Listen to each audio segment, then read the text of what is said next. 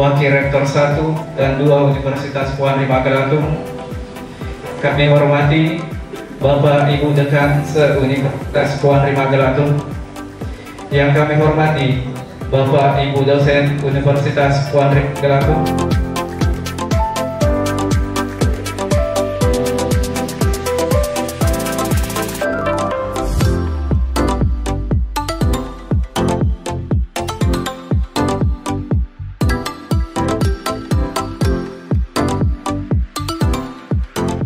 Yang telah meluangkan waktunya untuk hadir dan memberikan ilmunya kepada mahasiswa kami tentang ilmu entrepreneur. Yang kami hormati dan kami banggakan, sekaligus mengucapkan terima kasih atas kedatangan Bapak pemateri, adinda saya, Bapak Dr. Aris Baharudin, MM. Selanjutnya kepada tamu kehormatan kita, Bapak dari jajaran pengurus Kadin Kabupaten Wajo. Selanjutnya yang terhormat Bapak Ibu para dekan selingkup Universitas Puan Magelang Sengkang, Bapak Ibu khususnya kepada ibunda saya, Ibu Asisten Direktur Universitas Pasca Sarjana Universitas Puan Magelang Sengkang. Generasi yang diasumsikan belum memiliki karakter yang kuat untuk entrepreneur, tapi sangat bergantung pada kemajuan teknologi dan generasi sebelumnya, yaitu generasi X. Mohon izin saya membacakan data supaya kita ada penyamaan persepsi. Kenapa? Karena ini sangat berpengaruh dalam pembangunan karakter kita nanti. Secara singkat, silent generation itu diasumsikan tahun 1928 sampai 45. Mohon izin, generasi ini saya anggap tidak ada di sini. Selanjutnya, generasi baby boomers ini adalah generasi yang sedikit fundamental. Ini diasumsikan lahir pada tahun 46 sampai 64 ya, berdasarkan tahun kelahiran. Kemudian generasi X ini diasumsikan lahir pada tahun 1965 sampai tahun 80 ya. Generasi milenial selanjutnya yang kami sebut juga generasi Y ini lahir tahun 81 sampai 96. Generasi Z tahun 97 sampai 2012, dan generasi yang saya sebutkan tadi adalah generasi yang berdampingan dengan kita adalah generasi Alpha. Jadi alhamdulillah saat ini kita ada di 3 generasi dalam satu forum ini. Mohon izin Prof, mungkin Prof masuk di milenial Prof. 81 sampai 96. Ya. Mohon maaf, cukup panjang. Ya. Kenapa saya undang beliau? Karena saya bermimpi untuk bisa bermitra. Kampus Uniprima akan bermitra dengan kampus UNM. Beliau juga adalah salah satu pelopor di Universitas Puan Magelang Sengkang. Saya tahu kenapa, karena sejak beliau di Brawijaya saya tidak berhenti komunikasi dengan beliau. Kebetulan beliau adalah sahabat suami saya di jalan, di area touring ya. Terima kasih Pak. Selanjutnya saya bersyukur sekali hari ini datang 2. Jarang sekali saya bisa menghadirkan 2 Pak, 2 pimpinan cabang Pegadaian yang lama dan Pegadaian yang baru. Mohon berdiri Bapak Baharudin SE. Inkubator kita ini kalau tidak salah sudah 2 kali atau 3 kali melaksanakan kegiatan seperti ini. Tapi hari ini baru kali pertama saya menghadiri sempat menghadiri acara ini. Oleh sebab itu saya sangat apresiasi ya kegiatan ini. Hal lain yang saya ingin ungkapkan, Bapak Ibu sekalian, inkubator perguruan tinggi di lingkungan kampus itu sangat penting di era sekarang ini. Tadi disebut era disrupsi, era milenial, kita yang penuh dengan pemanfaatan digital. Mahasiswa di dunia kampus harus paham dan bisa melakukan kegiatan ini, inkubator bisnis itu. Kalau dalam bahasa ilmiah inkubator itu mungkin di ilmu biologi barangkali atau apa ya. Tapi tadi disebutkan oleh Dr. Asma Huda, itu diibaratkan sebuah ayam yang menetaskan. Jadi tugas inkubator itu menetaskan atau menyimpan di suhu tertentu sehingga bisa meretas. Itu bukan hanya konsep, bukan hanya metode, tetapi lebih juga pada modal. Maka kehadiran penggantian hari ini itu sangat penting. Apakah jual online atau startup ya yang semacamnya, kan itu dianggap berhasil di tanah air bahkan di luar. Startup apa saja yang modal. Jadi ada wakil dekan VIA itu startupnya bukan lagi startup sudah melaju. Startup kan pemula ya. Kalau sudah berjalan sendiri itu sudah lebih start lagi, sudah lebih start. Di awal-awal memang begitu. Banyak sudah berhasil. Jadi saya tantang mahasiswa hari ini yang hadir di inkubator, silakan berkreasi dengan menjadi techno-entrepreneur, techno-socialpreneur. Bahkan hari ini tadi tuh kami memenangkan satu riset bisnis Pak yang sangat bergengsi, 1,2 M. Kita baru setengah M, itu pun cukup banyak orang. Ini sendirinya. Mudah-mudahan ini bisa tertular. Terima kasih Pak Dr. Aris, bisa mudah-mudahan mengangkat lingkungan mahasiswa kita ini, lingkungan kampus kita melalui inkubator bisnis. Pemerintah selalu berusaha untuk di era pandemi ini bagaimana bisa sejahtera, kita tetap bisa kuliah.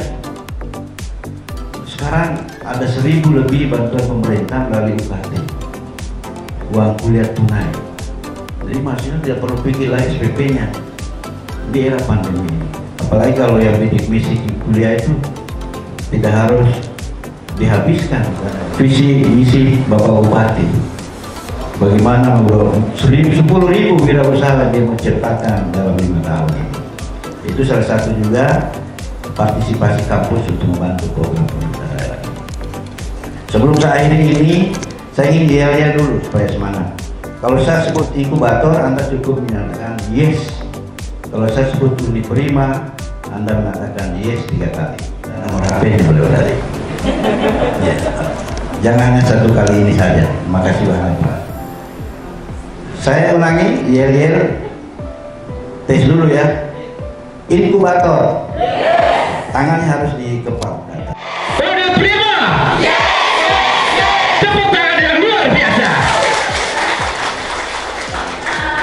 Bahan alami yaitu dengan ada campuran beras, kunyit, madu, dan panitia dan adik-adik sekalian yang telah menyempatkan dirinya hadir pada ruangan ini.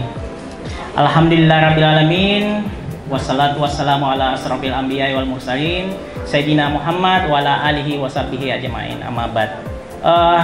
Saya sangat terkesima hadir di tempat ini. Pertama kali saya menginjakkan kaki di Uniprima sambil saya berjalan kaki masuk.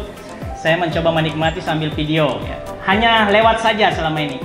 Terakhir ketemu dengan Pak Bupati dan Pak Sekda lewat-lewat saja ya. Yang kedua kalinya nginap di homestay. Tadi sudah diperkenalkan tentang saya dari Bapak MC. Terima kasih. Yang terbaru hari ini yang kita menangkan, saya melihat itu adalah peluang bisnis. Jadi saya tidak ingin fokus banyak di bisnis dulu karena saya melihat banyak peluang bantuan yang diberikan oleh kementerian. Namun Bapak Ibu sekalian, saya harus stressing dulu bahwa bisnis tempo dulu itu sangat berbeda dengan bisnis hari ini. Profesor Renal Kasali telah menulis Disruption, sudah memperingatkan kepada kita semua dengan era 4.0 itu sebenarnya tidak menjadi kekhawatiran ketika kita percaya dengan disruption.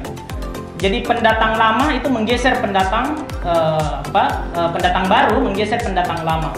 Nah, kalau bisnis kita masih konvensional, apalagi temanya hari ini bicara tentang techno-socialpreneur, di mana ada kata techno, sosio, dan preneur. Techno itu adalah pendekatan teknologi. Di situ unsur inovasinya harus tinggi. Makanya saya sangat tertarik mengkaji disertasi saya tentang inovasi. Karena saya melihat ada beberapa indikator yang harus kita kembangkan khususnya di perguruan tinggi. Jadi inovasi itu ada inovasi sistem, ada inovasi produk, ada inovasi teknologi, itu yang harus diperhatikan. Jadi inovasi itu tidak mesti harus senantiasa kita hanya merubah kemasannya atau memperbaharui produk. Tapi setelah saya melihat, sulit sekali saya mengambil keputusan berperan ketika saya bukan pegawai negeri. Karena dianggap, dulu saya dosen LP3I. Sampai sekarang sih masih ngajar di LP3I. Saya cukup aktif mengembangkan kewirausahaan, walaupun kadang banyak bangkrutnya daripada untungnya. Tapi saya sangat optimis. Saya sangat optimis. Di saat kami menyusun proposal, sangat diremehkan. Judul proposal itu, kami hanya mengembangkan kelapa terpadu. Untuk bisnis risetnya itu. Kelapa terpadu. Jadi mulai dari kelapanya, itu isinya kita jadikan kopra premium ke Jepang. Kemudian airnya itu kita tidak buang, kita tampung menjadi nata de coco. Ya, saya tadi mau tayangkan websitenya, kami juga sudah buat websitenya. Kemudian santannya itu kita jadikan santan kara. Kemudian kita juga selain nata de coco itu tempurungnya dan lain-lainnya itu sampah-sampahnya, ya itu kita tidak buang, kita jadikan pupuk. Jadi di bilik-bilik itu bisa nanti kalau ada mau jalan-jalan di pengembangan tempat untuk kita kembangkan kelapa terpadu itu di bilik-bilik. Di atas puncak bilik-bilik itu menghadap ke danau, di sana ada bisnis riset. Kita lagi mengembangkan sekarang yang saya sebutkan tadi. Bahkan sekarang kita kembangkan budidaya ikan di atas gunung. Budidaya udang itu di atas gunung. Belum pernah terjadi di Indonesia dan itu kita coba. Walaupun pertama mati, tapi kita coba. Sekarang mulai perlahan-lahan besar. Kita juga kembangkan aquaponik. Jadi dari riset kelapa terpadu itu yang sebenarnya orang tua tak dulu lakukan, Ji. Tapi tidak dikembangkan dengan pendekatan teknologi, saya percaya dia akan mati. Karena tidak main-main, Cina hari ini itu menggeser perekonomian, ya. Dia ingin menguasai sebenarnya itu. Laut Natuna itu perlahan-lahan Cina mencoba mengembangkan sayapnya. Makanya sangat kencang sekali dia berinvestasi di Indonesia, sebenarnya targetnya itu. Saya beli kredit, saya pelan-pelan aja. Saya lagi mencari jurus-jurus gitu, bagaimana bisa mengembangkan usaha, betul-betul murni dari menabung, perlahan-lahan ya, menggunakan kolaborasi dan lain-lainnya. Istri saya pegawai bank, itu bisa mencairkan dana dengan modal PT saya, dengan modal usaha saya. NIB saja sudah bisa cair 50 juta tuh, 35 sampai 50 juta.